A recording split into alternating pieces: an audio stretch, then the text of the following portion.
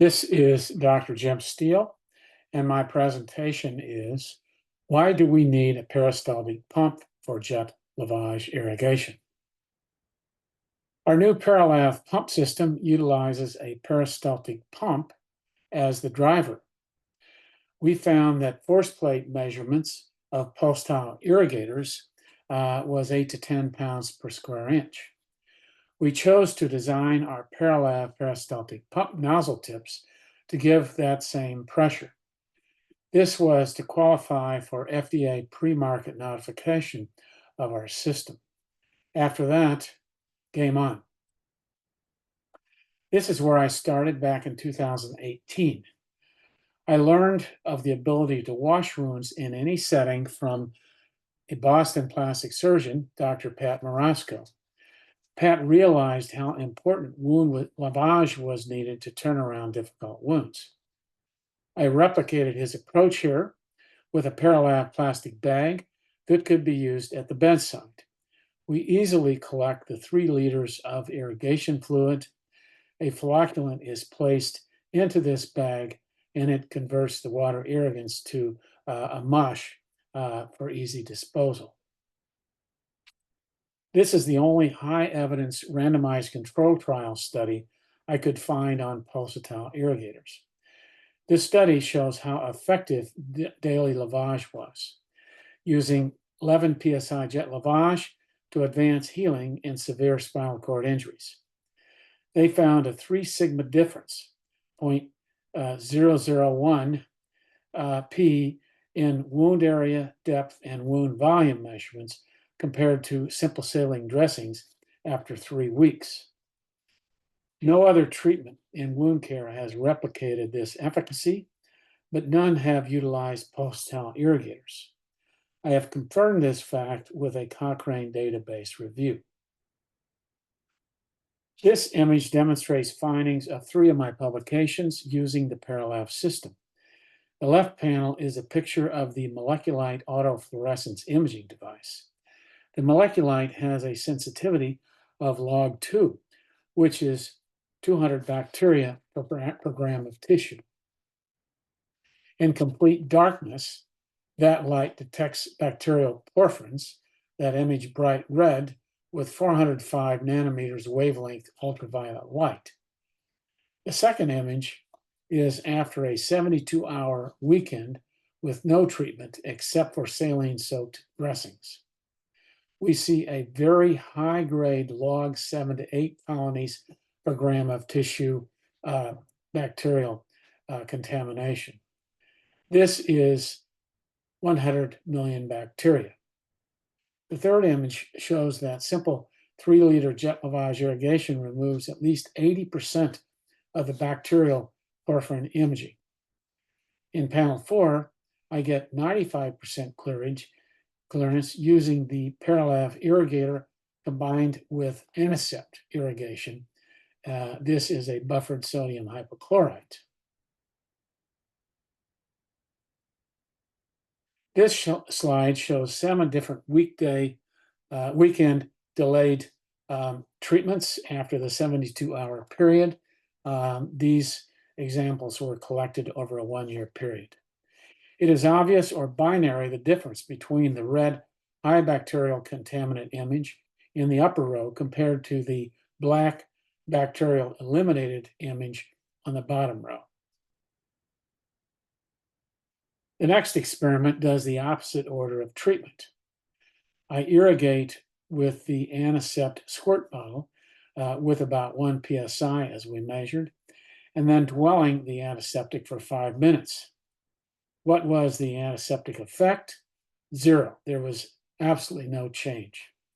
We then irrigated the Paralav jet lavage at 10 psi and get the 95% black wound appearance. My interesting observation, I repeated the exercise with 3 other proprietary antiseptics and got identical results. This Paralav prototype shows the tube set with a handle modeled after a Yankar sucker tip. Note a foot pedal that makes the surgeon happy, the computer cable which guarantees safety as it has a 24-volt transformer. The more we learned about these iterations for improvement, the better it looked to us. The Perilab system now has 16 patents. We use the Perilab Peristaltic pump in 60 treatments with excellent results. Simple modification of our nozzle tip changes flow rate, pressure, and spray pattern. We modeled the Perilab Peristaltic pump to get at 300 RPMs, an 8 to 10 pound per square inch force onto the wound, and 1,750 cc's per minute of flow rate. We carefully captured the pulsatile irrigator specs. This was done, as I have noted, to remove FDA clearance obstacles. So why would we consider the Peristaltic pump? The pulsatile irrigator has a maximum of 800 cc's per minute with a constant 8 to 10 psi pressure. The Perilab Peristaltic pump goes from a few drops to 2,500 cc's per minute, a function of the roller speed and the nozzle tip design. Pulsatile irrigators only irrigate perpendicular to the wound. The Peristaltic pump tip can be vectored in any plane to the surface of the wound. Aerosolization has been considered a problem with the spatter of pulsatile irrigators. This is much less with the continuous flow of the Peristaltic pump. Pulsatile irrigators have a mandatory single-use information for use instruction, where the Peristaltic pump is a durable medical device and can be used thousands of times.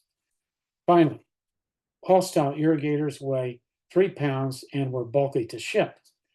120 pumps require a full shipping pallet. 100 Perilab tube sets fit into 3 boxes that could be put in the back seat of your car. The average freight cost for pulsatile irrigators is $5 to $7 per unit, while the Perilab tube set costs less than $1. Finally, the custom-designed Perilab Yankar sucker with the custom nozzle tip offers a shape more versatile than the pulsatile device.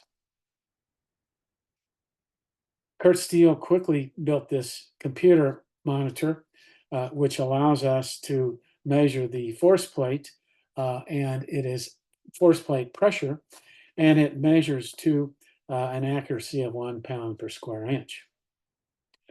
We have found that several pulsatile irrigator brands have a pressure rating of 8 to 10 pounds per square inch.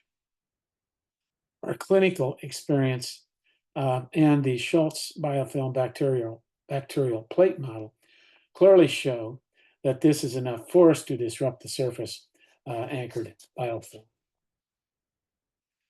In 1994, a government agency got it right.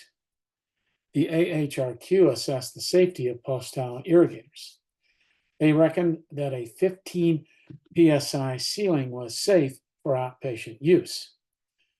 To get 6 sigma error control, or 3 per 1 million failures, 8 to 10 psi was optimal. We find that mid-level providers can safely perform these procedures, and nursing assistants can use irrigators with physician supervision. This slide shows 2 different pumps and the type of spray pattern that is possible. They are similar, but much less aerosolization is seen with the Peristaltic pump system. Again, I emphasize this amount of force is quite adequate to remove surface biofilm bacteria. It may not be enough to remove the deeper cisters. One of our interesting finds has been the ability of our system to resolve flap undermining, which is a very difficult problem with our large subfascial pelvic cases. This was first done with the femoral canal tip irrigator that you can see here. It's a long, skinny tube with spray that goes in 4 directions. But the Yankar type of tip has proven to be much more effective, as we can slip that tip easily into the pockets of the wound for optimal irrigation. Again, both tips work well. I think the important choice is probably the economic one. The Peristaltic pump is about 50% cheaper per treatment than a post-thaw irrigator treatment. This is enabled by the 12-foot piece of surgical tubing with the silicone splice, the simple plastic nozzle tips, and the limited freight cost compared to the 3-pound post-thaw irrigator in a peel pack. Our local Zimmer rep sold 66,000 Pulsevacs into 19 hospitals in southern Illinois over a year period. Comparing the Paralav Peristaltic pump to the Zimmer Pulsevac, using the standard pricings, the Paralav system was $270,000 cheaper. We had one test failure with a nozzle tip area of 3.15 millimeters squared. Here you can see that tip, and it puts the fluid onto the surface with a fairly high force. Ultimately, we measured that force to be 23 psi with our force plate tester. The patient had noticeable pain with this level, and there was some wound bleeding.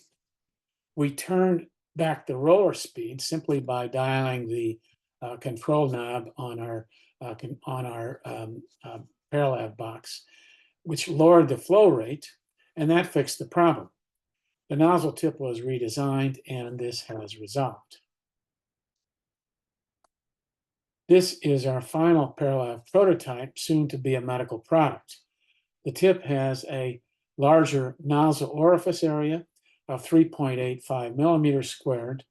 This gave an optimal flow rate of 1,750 cc's per minute and a final pressure of 8 to 9 psi. Again, our clinical experience has been excellent.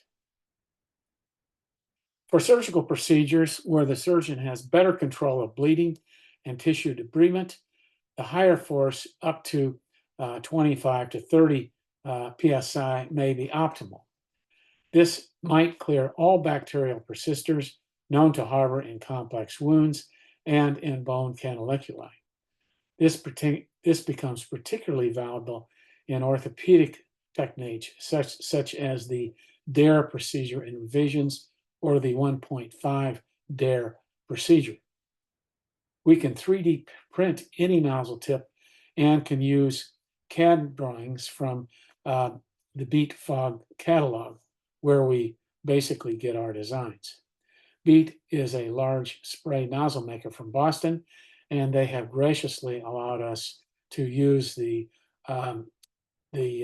dimensions of their tip designs for our nozzle sprays. Each tip is categorized by pressure and flow rate.